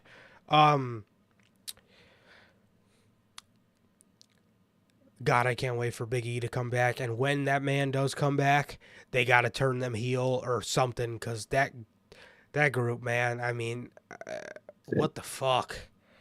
I'm telling you, man, they really need it. Maybe that's what they're building to, man. Maybe with, Kofi getting his ass beat like that, maybe they're going to build up to the Big E return. Hopefully it could be soon. Hopefully, man, hopefully. So, Nia Jax comes out and declares for the Royal Rumble. She talks about going on to WrestleMania and facing for the Women's Championship. Before she could get too far, Rhea Ripley Rhea Ripley comes out, cuts a pretty generic promo on her, just pretty much tells her she stands no chance and Rhea Ripley's going to beat her anyways and all that stuff. So that was that. And yeah, that was just a basic promo from Rhea Ripley. Didn't really do too much, just more Royal Rumble building. Yeah, that's really all it is. Definitely. R-Truth explains his journey to get into the Judgment Day. This was absolutely fucking hilarious. He talked about when he... Oh my God, yeah. Michael Cole did say that Nia Jax was the odds-on favorite to win the Royal Rumble. Fucking save me. R-Truth talks about when he was just a baby boy and he was young. He told his doctor, I think he said when he was 2 months old or 2 months old, I think he said. He told his doctor, one day I'm going to be in the Judgment Day. It then went to images of all of them as babies, with R-Truth standing with them. They were all wearing their Judgment Day merch, and yeah. So he then goes on to talk about how he's been, him and the Judgment Day have been through so much together. He then flashes a bunch of images of Judgment Day, people in the ring, CGIing himself in or putting a PNG image of himself in there with the Judgment Day. He then talks about the Judgment Day in Your House pay-per-view that they did. He was on the cover of it, and it's just more images of the Judgment Day backstage, just group photos. Just group photos of them with R-Truth, edited in there. He talked about how they've really been stronger than they ever have since they got JD out of the group. They've been stronger than they ever have. And he talked about he pretty much just talked about his journey to join the Judgment Day. And God, what was the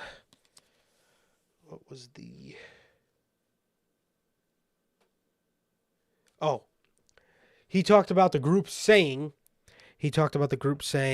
Judgment Day, live, laugh, and love. This would go to a backstage segment of the Judgment Day where Damian Priest was laughing his ass off, and all the other guys are like, dude, when are we going to settle this R-Truth problem? And Damian just said, when it gets out of hand, I'll handle it. As they were all pretty pissed about it, man. They were all pretty pissed about it, and I guess Damian was just trying to talk them down. So yeah, that was that. Interesting to see, man. I think the R-Truth stuff's funny, and I'm interested to see where they go with this Judgment Day stuff. Definitely, man. It's been very funny for sure. Yes, Finn Balor's baby did have a beard. He did. And Damian Priest's baby had like a green mohawk. It was fucking hilarious. Rhea's baby almost looked how Rhea looked when she was in NXT, kind of. It's pretty funny. Dude, that's hilarious. So Katana Chance and Kaden Carter put on a women's tag team title match against Piper Niven and Chelsea Green. They won. That was that. Yeah, that was that. Yes, interesting. Kind of. Yeah. The Miz versus JD McDonough. This one was another kind of nothing match. This one was kind of another nothing match. R-Truth cost JD McDonough the victory because he's not in the Judgment Day. JD's not in the Judgment Day according to R-Truth. So yeah, man. So R-Truth cost JD the victory to the Miz. That was that. Definitely interesting what they're doing there. For sure, man. And Seth Rollins is out there talking about how he had He talked about how he went from making the World Heavyweight Championship a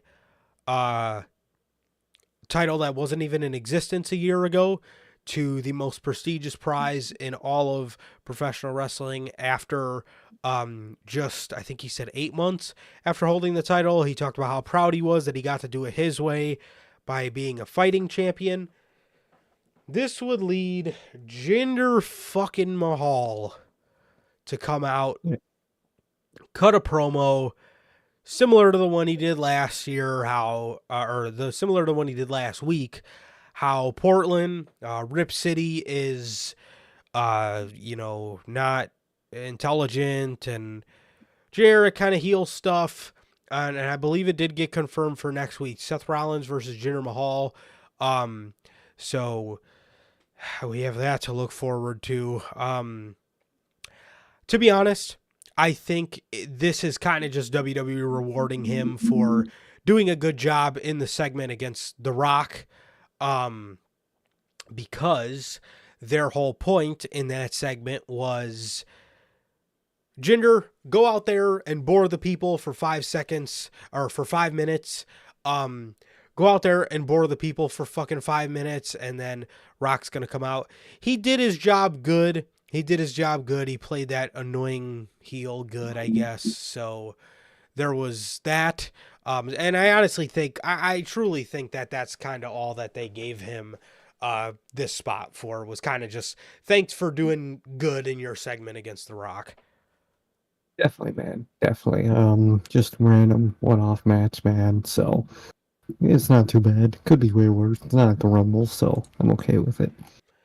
Yeah, Seth would then get on the mic and tell Jinder he's all talk and he never does anything. He then told Jinder if he wants to do something, then why doesn't he hit him? Jinder didn't hit him, and then Seth said, that's what I thought. Typical Jinder. He turns around to walk away, and Jinder actually hit him, and then these guys fought, and that was the end of the segment. Pretty okay segment, just not really too juiced up for Seth Rollins and fucking Jinder Mahal. So, yeah. Oh, not at all. Yeah. There you go, man. We got the Sir K fan club in here tonight. Well, thank you. Thank you, guys. They're here. Sir Club. Well, thank you. So, next match was Ivar versus Otis. I will say, man, Triple H does a really good job at letting the bigger guys kind of slug it out every week, and they always put on really good matches.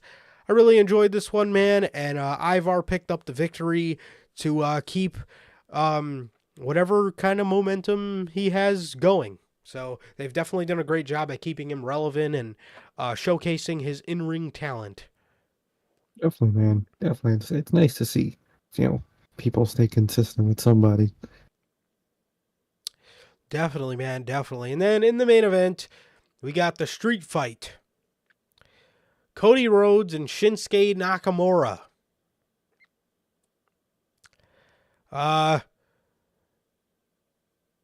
Yes. Nakamura got the jump on Cody Rhodes earlier in the night, and he still lost. Good old fucking typical fucking Shinsuke Nakamura. I mean, guys, this guy looks like a fucking idiot, man. Constantly, man. This guy, what can I say? Another Shinsuke loss. I mean, he's literally just there to take L's. I really don't know how people can be intrigued in his work. It's just not. It doesn't do it for me, man. It doesn't do it for me. The street fight itself, yeah, it was a pretty fun match, I would say. It's just not nothing I really cared too much about. I was really going into this feud with an open mind. I was going into this shit with an open mind, dude. But I'll tell you what, I checked out as soon as Nakamura was fucking singing Christmas jingles. That's when I checked out. Dude, that shit was so ass. Not gonna lie. Didn't really check into this feud in the first place. I don't really like Heel Nakamura. I don't really like what they did at all here. And I'm just glad it's finally over. Definitely. You know, when he talked about wanting to ruin Cody's moment, and he talked about the similarities of them having you know, similar WrestleMania failure, I was like, oh, okay. You gave me a reason. Okay, I'm gonna be intrigued until you give me a reason to not be intrigued. Not gonna lie, soon as I heard him singing Christmas jingles, yeah, that's when I was like, hey, yeah, no, yeah, I'm done with this. Your father was inbred. What? Oh, Like, oh dude, man. focus on the fucking aspect of Cody Rhodes being a fucking failure from WrestleMania 39. Focus on that. You know what I mean? Focus on the focus on the mental toll that it's probably taken Cody to even bounce back to try to want to finish his story. You know, speak on that, bro. But Yeah, instead, like, we're singing fucking inbred Christmas carols. exactly. About his dad. When he had the biggest failure of his life last year that you could talk about for forever. Seriously, bro. Seriously. It doesn't make any fucking sense, man. It doesn't make any sense. But that was that. He goes to go for a Kinshasa, and Cody moves out of the way and sends him into a table, then sends him into a crossroads, and that was it, man. So that was pretty much it. It was a decent little match, man. Just not anything of this feud that I really care about. It's I mean, Cody Rhodes says it every time he gets on the mic. When he talks about Shinsuke Nakamura, he says, "This should be over." Yes, it should, I Cody. wish it was. I Yes, it wish it should. was. I And it truly, finally is. yeah, I truly do. And I really hope that this is over, which is hilarious that you built up for like a month Shinsuke Nakamura calling somebody out just for him to have like a 3-week feud with Cody Rhodes or whatever it was. But I'm not complaining because I am. well, I'm not complaining if it's over. No, exactly. True, true. But the fact that we had to waste our time with this, I absolutely will complain about that. But if it's over, I'm not complaining, but something just tells me this isn't exactly over yet. No, exactly. It probably isn't, and I really wish it is. I could see this going out to Elimination Chamber. Speaking of Elimination Chamber, I could also see them doing Punk versus Drew on Elimination Chamber, especially if Punk does end up throwing Drew out last. I could see them having a little mini feud before Mania. Definitely. Yep. I could see it. Yeah, I could see Punk versus Drew for Australia. I could see one last match with Cody and Nakamura.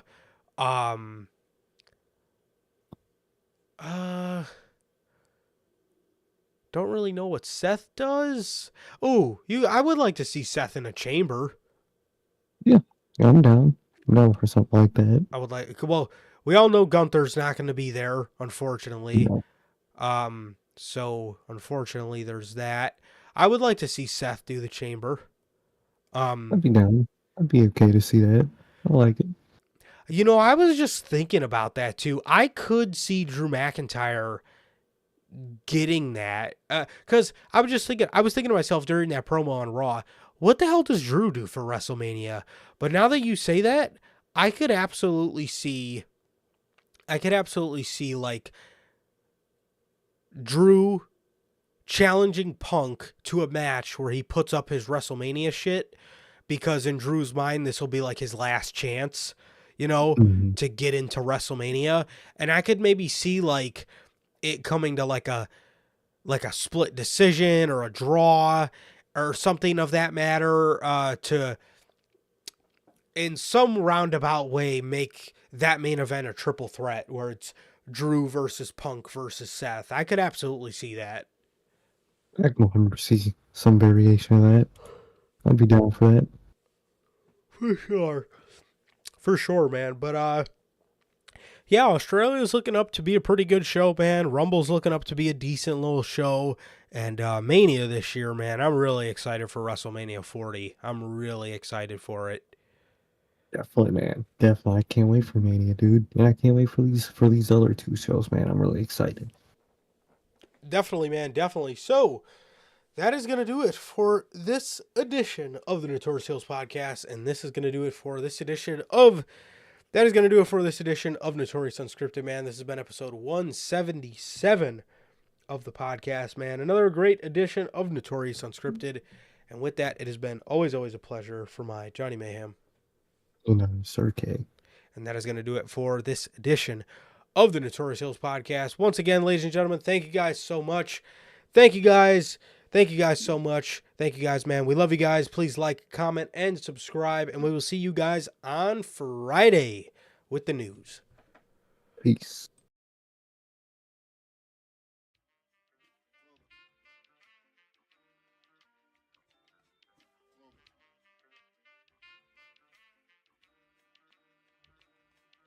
I used to get pills on the bitch. Now I throw shields on the dick to stop it from that HIV shit.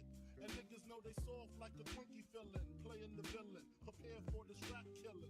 Biggie Smalls is the illest. Your style is played out like Arnold, and that's what you talking about, Willis. The thrill is gone. The black Frank White is here to excite. Throw dick to dice. Bitches are like I'm brainless guns.